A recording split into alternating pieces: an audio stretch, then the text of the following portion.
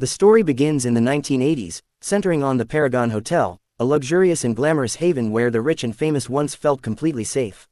Over time, its sparkling reputation soured when a powerful gangster moved in, turning the grand establishment into a stronghold for his illicit operations and hiding his massive wealth within its walls.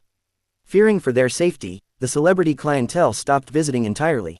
The hotel's dark history culminated in a single, chaotic night when the owner's wife was found dead and the owner vanished without a trace. Amidst the confusion, the gangster was also murdered, and his immense fortune was buried somewhere on the property. Plagued by rumors of a malevolent demon that hunted anyone seeking the treasure, the hotel was boarded up and closed forever. Years later, a brave young girl sneaked inside, only to be violently knocked down and dragged into the pitch-black darkness by an unseen force, fainting in sheer terror at whatever she saw. In the present day, a determined young content creator named Diane runs an online video channel with 5 of her friends. Desperate for a viral hit after their videos fail to gain traction, the team pulls off an incredibly dangerous stunt where they jump from a moving train, pressing themselves against a brick wall as the carriage thunders past them. Despite the extreme risk, the video performs poorly, leaving the group disheartened.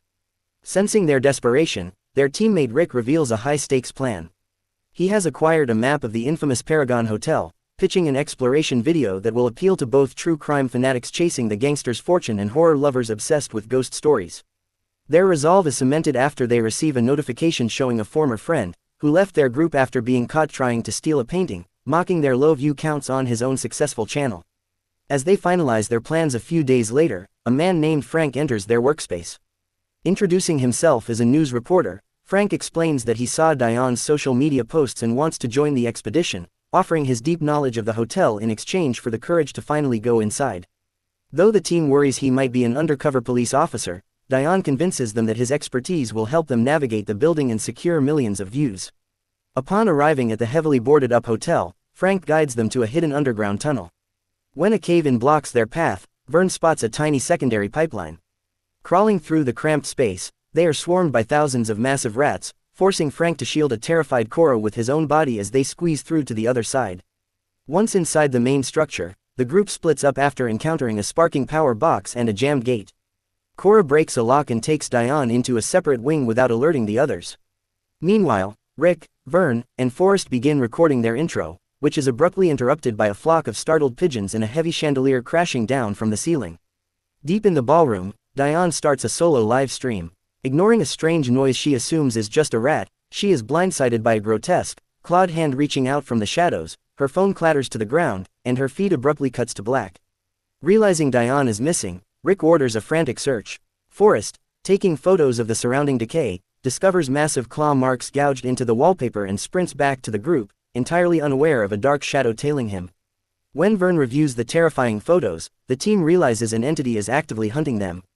Rick plans an immediate escape, deciding they must first find the master key at the front reception desk to unlock the main doors. The search takes a painful turn when one of the girls steps into a hidden trap, severely injuring her foot. Though the group frees her and prepares to carry her to a hospital, Rick refuses to leave without Diane. Suddenly, the familiar ringtone of Diane's phone echoes through the corridor. Following the sound to the next floor, they discover a deeply unsettling tree draped in the phones and cameras of past explorers who never returned. They retrieve Diane's phone, but the battery dies before they can watch her final recording. In that exact moment, they are surrounded by an armed rival crew led by Jade, their former teammate who joined a wealthy channel. Having tracked Diane's posts, Jade's group believes Rick's team has already found the hidden treasure and holds them at gunpoint, demanding the location of the money. With a gun pressed to his head, Frank confesses his true identity. He is not a reporter. His missing wife, Amanda, was the journalist who spent months researching the gangster's floor before vanishing during a documentary shoot. Frank joined the vloggers solely to find her. During the interrogation, Rick notices Jade's henchman wearing a handkerchief belonging to another missing friend, realizing this rival crew is responsible for his disappearance. An enraged Rick tackles the gunman, but he is overpowered and shoved over the balcony, plummeting through the rotted floorboards into a deep pit below.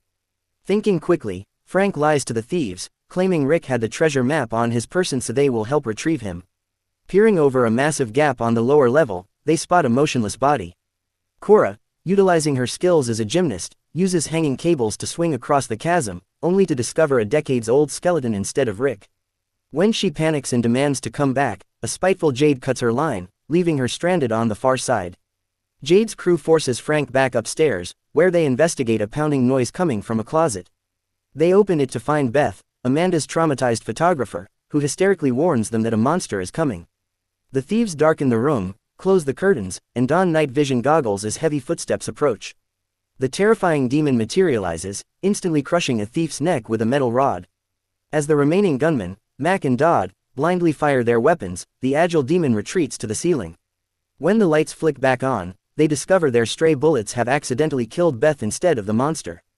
Elsewhere in the hotel, Diane wakes up trapped in a bedroom meticulously decorated with fresh flowers, where a sinister occult symbol has been drawn on the floor surrounded by lit candles.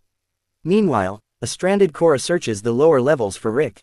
Entering a quiet room, the door slams shut behind her and a hand pulls her under a bed. It is Rick, alive but badly bruised, who warns her that the demon is nearby. Seeking better cover, Cora hides inside a wardrobe while Rick stays beneath the frame. The demon enters, but fails to see Cora as she climbs into the upper shelving. Seizing an opening, Rick ambushes the creature with a wooden club, but the strike does nothing but enrage the beast, which chokes Rick and allows Cora to flee. Cora runs to an elevator bay, restoring the building's main power grid to take the lift to the central security room. Surrounded by live CCTV feeds, she discovers archival videotapes recorded by the original hotel owner. On the tape, the owner confesses his paralyzing fear of death and outlines a demonic pact for immortality. He had to murder his wife and eat her heart, follow it by consuming the hearts of numerous trespassers, and finally, force a young woman into marriage before sacrificing her and eating her heart. Cora realizes the demon is the owner himself, and that he has kept Diane alive because she is the final bride required to complete his eternal transformation. On the monitors, Cora watches Jade's remaining crew finally discover the gangster's hidden cache, completely oblivious to the demon dropping down behind them. The monster brutally tears open a female thief's chest to consume her heart, hunting down the fleeing survivors shortly after. Spotting Frank and Vern walking into a deadly ambush on another camera feed, Cora utilizes a dead security guard's walkie-talkie to patch into their radio, guiding them away from the monster and toward her position. Because the stairs are destroyed, Cora instructs them to manually scale the vertical elevator shaft. Vern climbs the cable successfully, but the demon corners Frank at the base of the shaft. Realizing he cannot climb in time, Frank commands Vern and Cora to cut the brake cables of the heavy elevator car above him. They reluctantly comply, sending the massive steel car crashing down, pinning the demon beneath the wreckage. Frank miraculously survives the impact and radios the girls to meet him upstairs while he finds a detour. Exploring a nearby room, Frank discovers the mutilated remains of his wife, Amanda.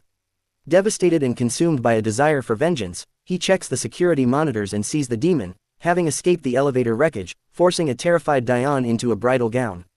Frank charges into the ritual room, tackles the demon into the hallway, and drags the creature over a high balcony. The two plummet through the central atrium, crashing violently onto the jagged, sharp branches of the creepy tree below. The demon is thoroughly impaled on the branches alongside the personal items of his past victims, while Frank dies from the immense fall, sacrificing his life to end the curse. A heartbroken Diane uses Frank's radio to locate Rick. Cora guides her to a room where Rick lies completely motionless, barely breathing. Just as Diane begins to lose hope, Rick opens his eyes. The surviving friends, Diane, Rick, Cora, and Vern, reunite and finally escape the cursed hotel together. Once safe, they upload every second of their terrifying, well-documented footage to the internet.